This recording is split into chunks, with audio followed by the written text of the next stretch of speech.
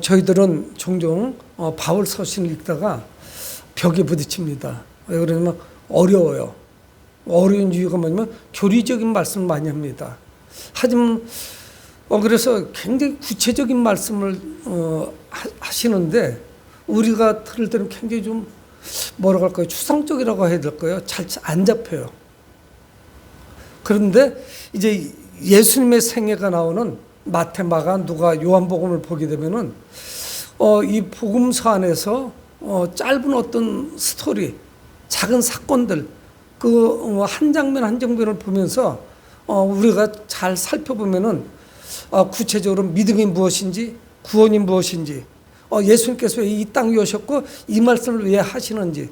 그래서 이제 우리가 늘 좀 어렵다고 느껴지는 바울 서신하고 예수님께서 작은 비유 하나, 그리고 사건 하나, 그래서 그 문제가 해결되는 장면을 통해서 이 말씀들이 연결되어 나가는 그런 경험을 하게 됩니다.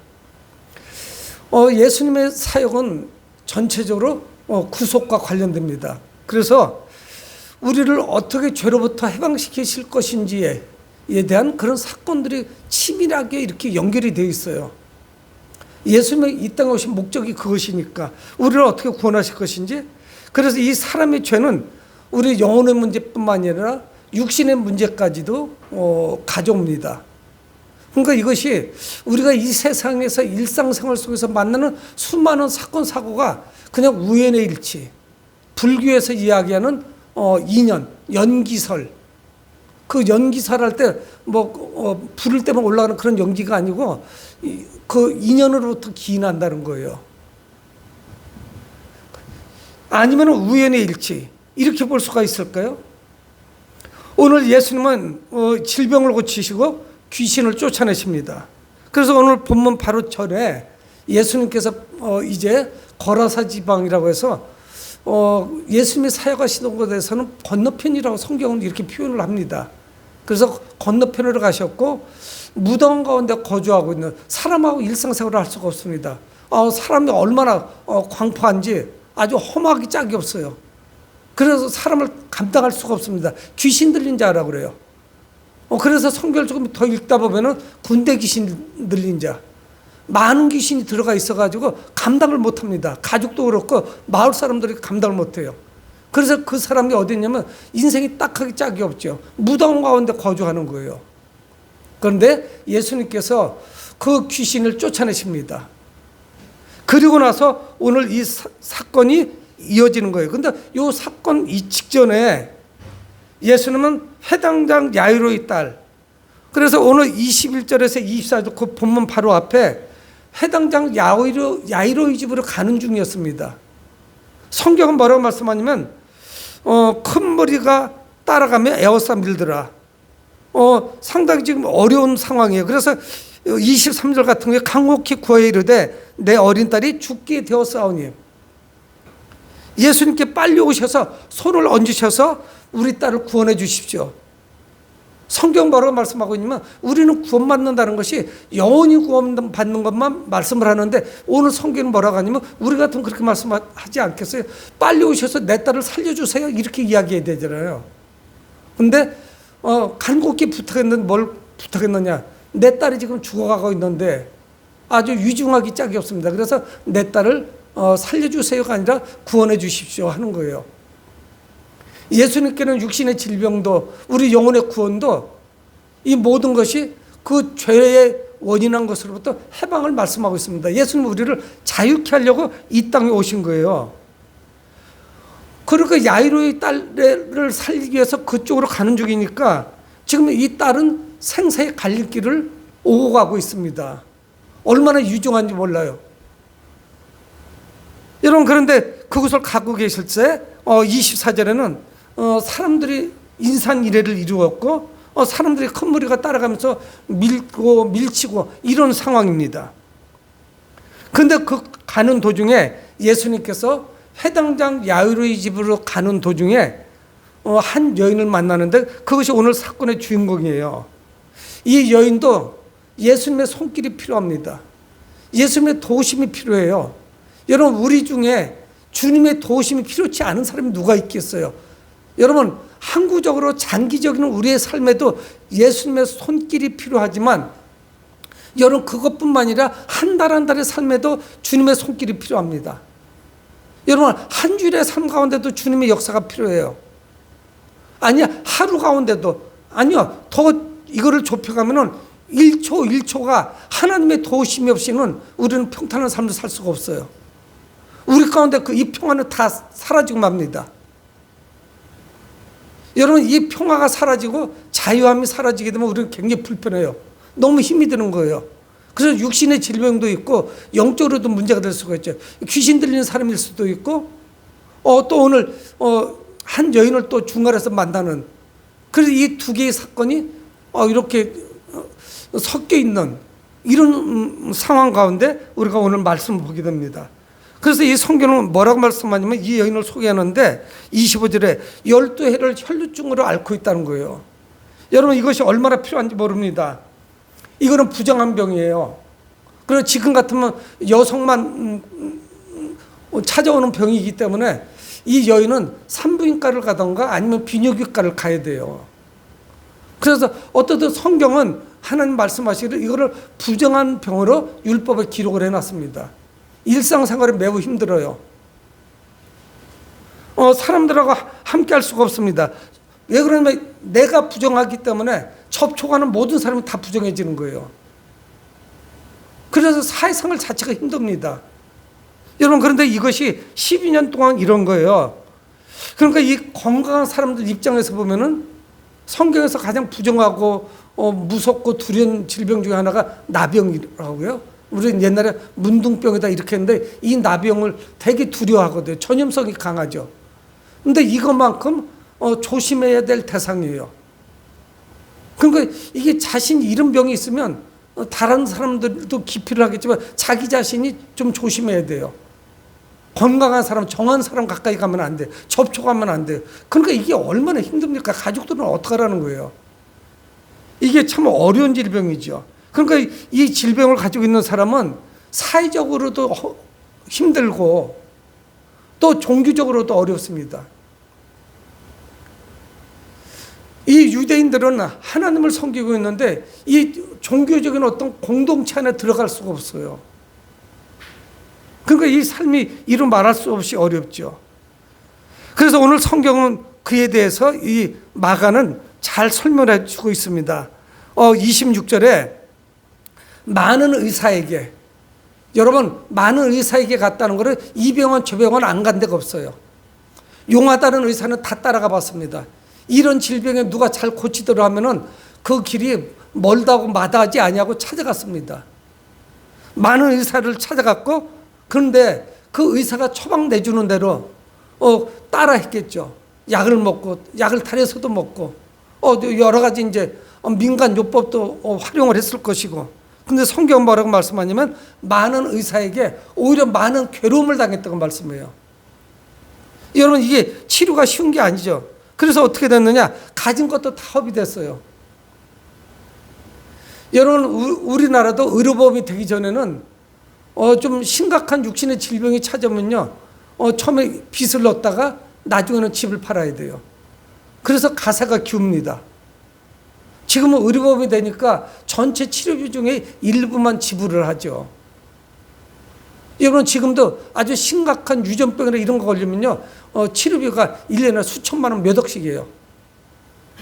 성경은 우리에게 분명히 말씀하고 있습니다. 이 병 자체가 얼마나 고질병인지. 많은 의사에게 많은 괴로움을 받았고 가진 것도 다 허비하였더라. 갈 때까지 간 겁니다. 주변에 무슨 사람들이 있겠어요. 가족도 이 정도면 버리죠. 그래서 아무 효험이 없고 도리어 더 중하해졌더라. 아주 비관적이에요. 어떻게 해볼 도리가 없습니다. 많은 의사에게 많은 괴로움을 당했고 가진 것을 다 허비했고, 그리고 자신의 증세는 이게 세월이 가면 갈수록 좋아져야 되는데 차도는 없고 더 심각해지는 거예요. 여러분 우리는 이런 상황을 우리 삶에서 많이 경험하지 않습니까? 여러분 여러분이라고 계속 건강하겠어요? 저라고 계속 건강하겠어요? 여러분 저도 깜짝 놀랐는데 간혹가다 문자가 와서 열어보면은 몇 세, 신장 몇 센치, 체중은 몇 킬로, 무슨 옷을 입었고 사라진 거예요. 근데 대부분이 그렇게 나간 사람은 치매나 정신질환이 있는 사람 아니겠어요? 그래서 뭐 찾았는지 못 찾았는지, 또 남일이다 보니까 그 인상착의가 뭐 사진도 아니고 깊이 기억도 못하죠. 평범한 사람으로 스치고 지나가겠죠. 아, 우리가 나이가 먹어서 저런 모습이 되면 안 되는데, 근데 그게 내 마음대로 되냐고요. 치매가 있고 상황 판단을 못하니까 그런 분들은 어때요? 문 열고 나오면 무조건 앞으로만 가는 거예요. 전후 좌우 살피지 않습니다. 그래서 계속 전진만 하니까 찾기가 어렵죠. 이 여인의 삶은 그저 우리는 세상말로 하면은 실패한 인생, 본인이 원했던 거 아닙니다. 누가 이런 상황을 원했겠어요? 근데 이런 상황에 노출된 거예요. 여러분, 우리는 오늘 이 본문 앞뒤로 샌드위치 된 이 본문 가운데서 혈루증 여인이 가운데 나오고, 앞부분에서 회당장 야이로의 딸이 12살에 죽을 거라고 누가 생각을 했어요? 다 죽어가는 거예요. 위중한 거예요. 상황은 조금 다르지만 예수님은 똑같은 상황으로 보십니다. 주님은 이런 사람들에게 어떻게 자유를 허락하실 것인지, 이들을 어떻게 해방시켜 줄 것인지. 우리는 건강하다고요? 악한 사탄마귀가 우리를 지배하고 있는데 우리가 뭐가 영적으로 깨끗하고 정하다고 할 수 있겠어요? 우리도 그 올무에 묶여가지고 그렇게 지금 살아가고 있단 말이에요. 믿음 안에 있지 않으면은. 주님은 그런 같은 맥락으로 이 모든 것을 바라보십니다. 근데 이 여인은 예수님의 소문을 들은 거예요.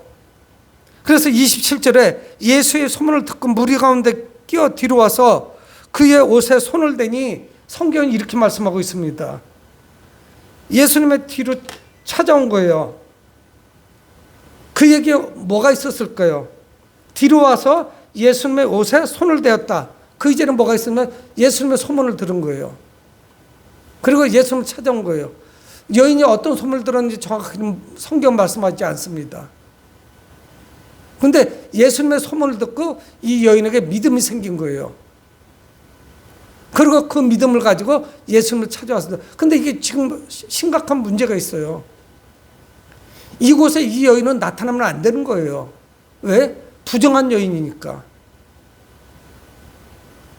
이 건강한 사람들, 정상적인 사람들 사이에 끼면은 안 되는 여자예요. 그러면요, 이 부정함이 전염석에서 다 부정이 퍼지는 거예요. 질병은 안 퍼져도 다른 사람들까지 다 부정해지는 거예요. 근데 그에게 믿음이 있었는데, 그 믿음이 뭐냐면 28절에 말씀합니다. 이는 내가 그의 옷에만 손을 대어도 구원을 받으리라 생각함이로라.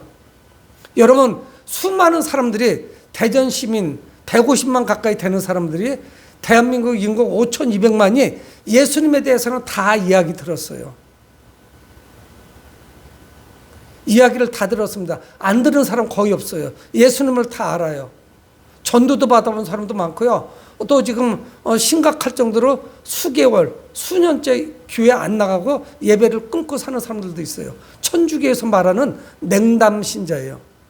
냉담해요, 주님께. 차가워요. 그래서 거들떠도 안 봅니다, 예배. 여러분, 예수님에 대한 소문을 들었는데 이것이 믿음으로 바뀌었어요. 여러분, 이게 굉장히 힘든 거예요. 그래서 사람들은 여간에서 소문을 듣고 전도를 받지만 그 발걸음이 교회로 오질 않아요. 와도 이것이 믿음으로 바뀌는데 상당히 오랜 시간이 걸려요.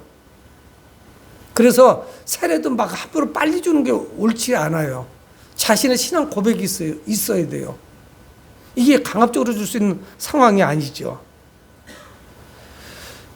이 여인은 어떤 믿음을 가지고 있었느냐? 예수님의 옷에만 손을 대도 나을 것이라는 믿음이 있었어요. 여러분, 성경은 어떤 거창한 거, 이거를 믿음이라고 하지 않습니다. 근데 이 상황이 지금 안 좋아요. 왜 그러면 나는 부정한 사람이라 예수님께 나갈 수가 없어요. 그러면 모든 사람들이, 거기 간 접촉된 사람들이 다 부정해지는 거예요. 여러분, 이것이 보통은 믿음이 아니다. 많은 사람들이 이 12의 혈루증으로 지금 고통당하는 여인의 그 믿음을, 예수님께 따라 찾아 나온 이 모습을 굉장히 좀 과소평가해요. 여러분, 그럴 만한 일이 아니에요. 이게 내가 나감으로 인해서 예수님과의 역학관계, 이런 수많은 관계를 생각하지 않을 수가 없어요. 이기적으로 말할 수가 없어요. 나만 좋아지자고 그 상황을 다 이거를 망가뜨리는 거죠. 거기에 온 건강한 사람들 다 부정해지는 거예요. 여러분, 하지만 이 여인은 살며시 다가와서 예수님의 옷에 손을 댔습니다. 믿음대로 된 거예요. 내가 예수님의 소문을 들었지만 그 소문 자체가 듣기만 한 것이 믿음으로 바뀌었어요. 욥이 그랬죠. 귀로만 주님을 듣기만 하였사옵더니 이제는 내가 주님을 눈으로 뵙습니다. 이렇게 고백하지요. 예수님의 옷에 손을 대면은 내 이 육신의 질병이 떠날 것이라는 믿음. 여러분들도 그런 믿음 가지고 계세요? 나의 현재의 문제를 주님께 가지고 나오면 우리 주님께서 내 육신의 질병이든 나의 다른 경제적인 문제든 주님이 해결해 주실 것이라는 믿음을 가지고 계세요? 그러면 주님께 나가셔야죠. 그분을 만나셔야죠. 못 해봤잖아요. 여러분, 우리가 살아가면서 삶의 수많은 문제들이 우리를 다에게 찾아옵니다. 얼마나 힘이 드는지 몰라요. 우리를 지치게 합니다. 나 스스로 내 힘으로 살아갈 사람이 없어요. 문제만 생겼을 때만 내가 힘든 게 아니라 우리의 삶 전체가 죄 가운데 사는 인생은 평안할 수가 없어요. 화평이 다 깨져 있는 상태예요. 그저 유보되어 있는 상태죠. 여러분, 이 혈루증 여인은 문제에 굴복하지 않았어요. 아니, 내가 문제가 있으니까 문제를 해결해 주시는 분을 찾아가야죠. 내 문제가 원래 부정하다고 하는데 이 부정한 문제를 주님이 해결해 주셔야지 누가 해결하겠어요? 우리 죄인들을 누가 우리를 의롭게 하시겠어요? 내가 부정하고 더러우니까 주님이 필요한 거죠. 깨끗하면 주님이 뭐가 필요해요? 나는 의로우니까 그냥 천국에 가는 거죠. 여러분, 이 여인이 예수님의 옷에 손을 대니까 이때 즉각적으로 역사가 나타났습니다. 믿음대로 됐어요. 성경은 뭐라고 말씀하냐면 29절에 이에 그의 혈로 그러니 곧 마름에, 성경은 지체하지 않아요. 여인이 손을 대는 그 순간에 혈로 근원이 말라버렸대요. 곧 고침을 받은 거예요. 병의 근원이 뭡니까? 혈루증의 그 뿌리까지 12년 동안 힘들게 했던 이 육신의 질병, 혈루증이 그냥 하이라는 병입니다. 이것이 얼마나 불편했겠어요. 완전히 사라져버렸어요.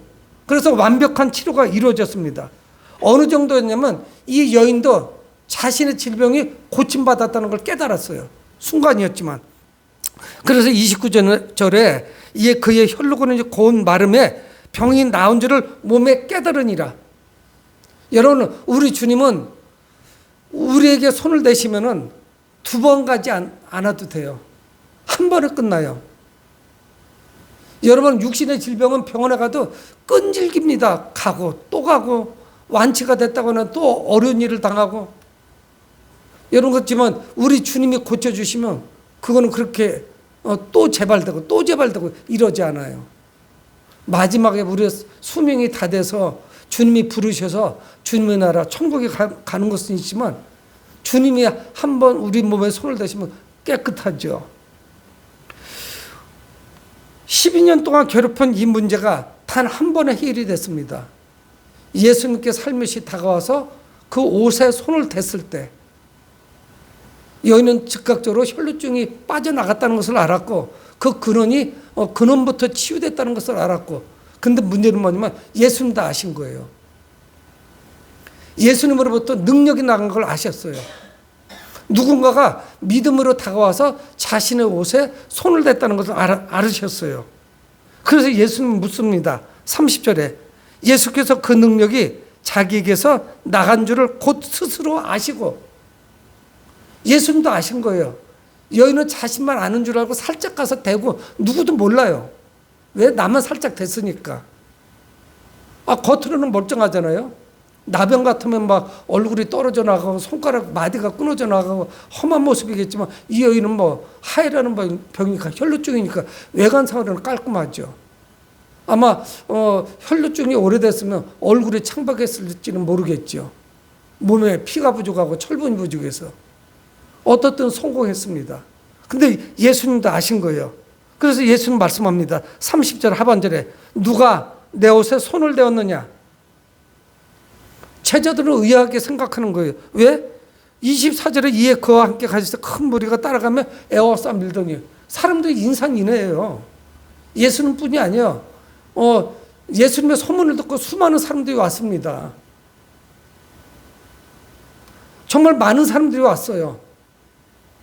다 목적은 무엇입니까? 병을 고쳐야겠다는 생각을 가지고 왔겠죠. 인산인해예요. 제자들도 있죠. 무리들도 있죠. 수많은 사람들이 예수님을 따라다닙니다.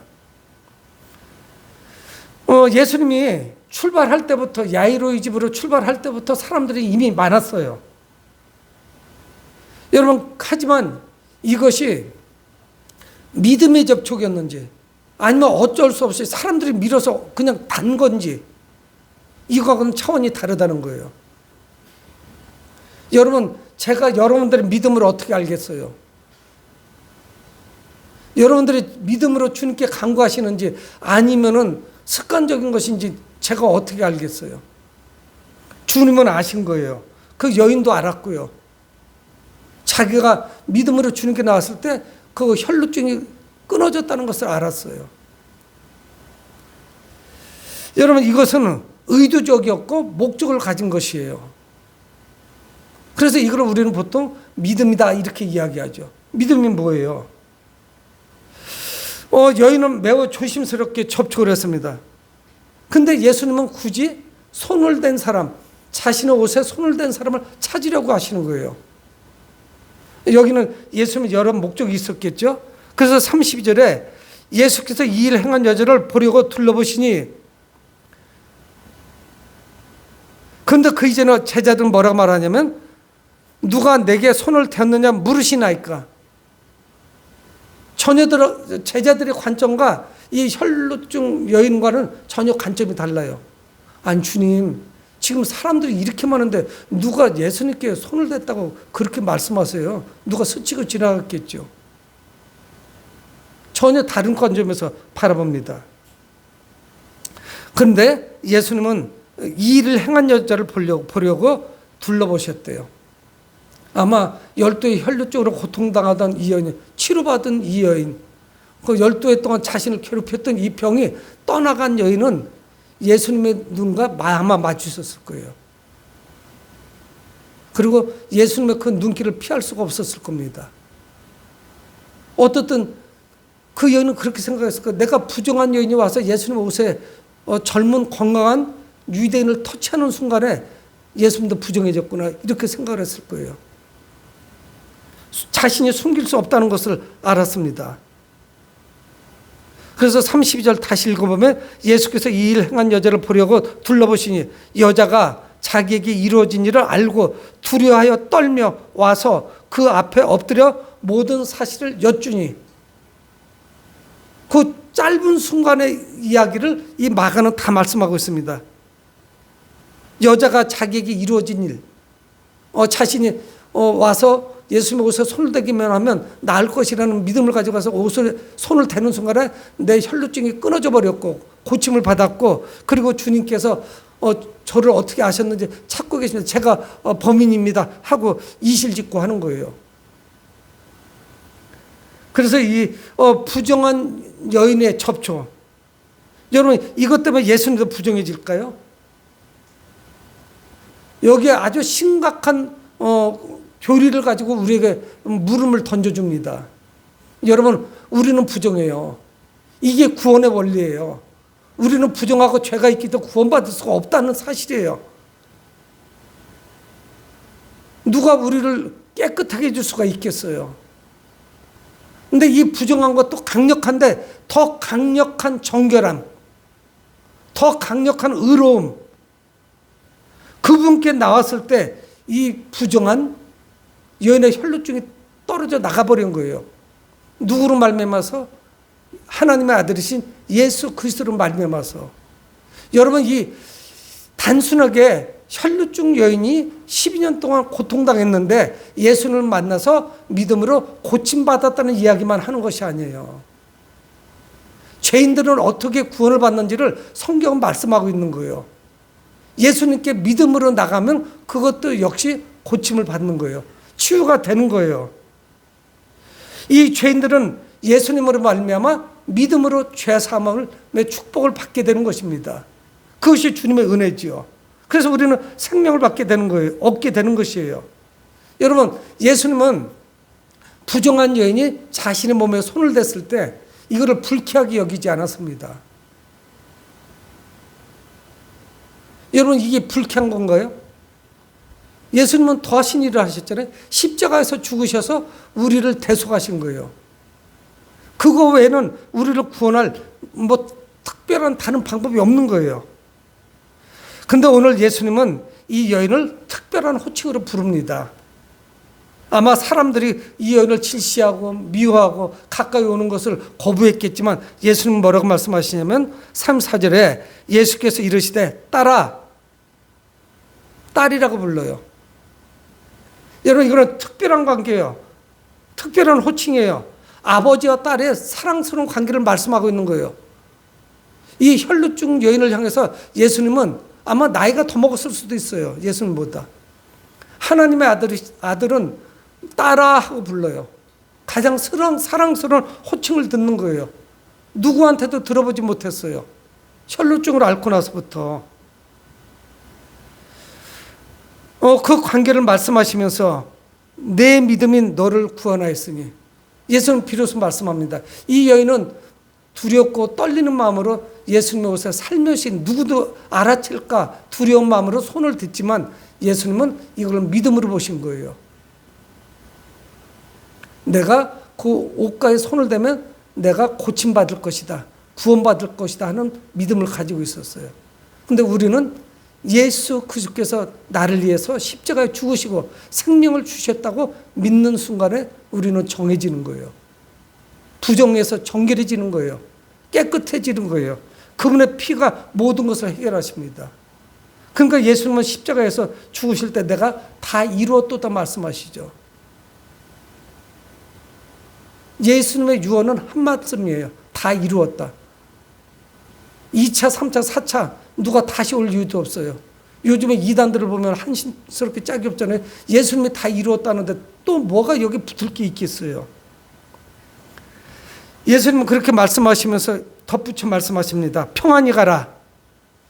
내 병에서 놓여 건강할지어다. 여러분, 평안히 가라가 너 집에까지 가면서 급하게 서둘러다 넘어지거나 이렇게 집에까지 평화롭게 가라 이 말씀이 아닙니다. 이제는 내 인생을 평안 속으로 걸어가라. 여러분, 이 평안을 누가 주십니까? 죄로부터의 자유, 해방, 우리 주님이 주시는 거죠. 내 안에서 평안을 찾으라. 나와 동행하자 이 말씀 아니에요? 우리 집까지 뛰어간다고 넘어지겠어요, 성인이? 평안히 가고자 하시고 할 게 뭐 있어? 그 가까운 거리면 금방 가죠. 예수님을 진정으로 만나고 그분이 내 생명이 주라는 것을 깨닫는 그 순간에 우리는 평안 속에 살아갈 수가 있습니다. 그러니까 우리의 삶은 늘 하루하루가 불안하고 두려운 거예요. 어떻게 하지? 이거를 어떻게 막아야 되지? 어떻게 해결해야 되지? 우리는 예수 그리스도를 믿어서 평안 속으로 들어간 사람들입니다. 이 여인에게는 믿음이 있었고 믿음의 대상도 분명합니다. 여러분, 우리는 누구를 믿습니까? 예수 그리스도를 믿잖아요. 그분이 생명의 주님이라는 사실도 알고 있잖아요. 그래서 우리에게는 평안이 있어요. 그 누구도 주지 못한 평안이 있죠. 그래서 요한복음 16장 3절에 이것을 너에게 이르면 너희로 내 안에서 평안을 누리게 하려 함이라. 세상에 너희가 환난을 당하나 담대하라. 내가 세상을 이겼노라 말씀하거든요. 내가 세상을 이겼기 때문에, 주님이 이기셨기 때문에 우리가 평안 가운데 살 수 있는 거죠. 사랑하는 성도 여러분, 우리가 예수님께 나가는 사람은 자유를 얻는다는 믿음 가운데 살으시기 바랍니다. 예수님께 나가는 자는 육신과 영혼의 자유가 있어요. 예수님이 이 땅에 오신 목적은 죄로부터 우리를 자유롭게 하는 거예요. 그분을 믿어 우리는 의를 얻는 거예요. 구원을 얻는 것이죠. 여러분, 주님이 주신 그 생명의 기쁨을 아직 못 누리십니까? 명절이 됐지만 외롭고 힘드셨어요? 고독했어요? 예수님은 혈류적으로 고통당하는 여인을 향해서 평안히 가라 말씀하십니다. 평안 속으로 가라. 나와 동행하자. 그래야만 이것이 평안한 내 길이 될 것이다. 아니면은 평안 속에 거하지 않으면 열두에 혈류적으로 고통당하던 때까지 늘 고통스러운 삶이 반복될 거예요. 그냥 내용만 좀 바뀐 것 뿐이에요. 우리 선화목교회 성도 모두가 믿음으로 예수님 안에서 참된 자유와 평안을 누리시길 주 이름으로 축복을 드립니다. 고마우신 아버지 하나님, 주의 은혜를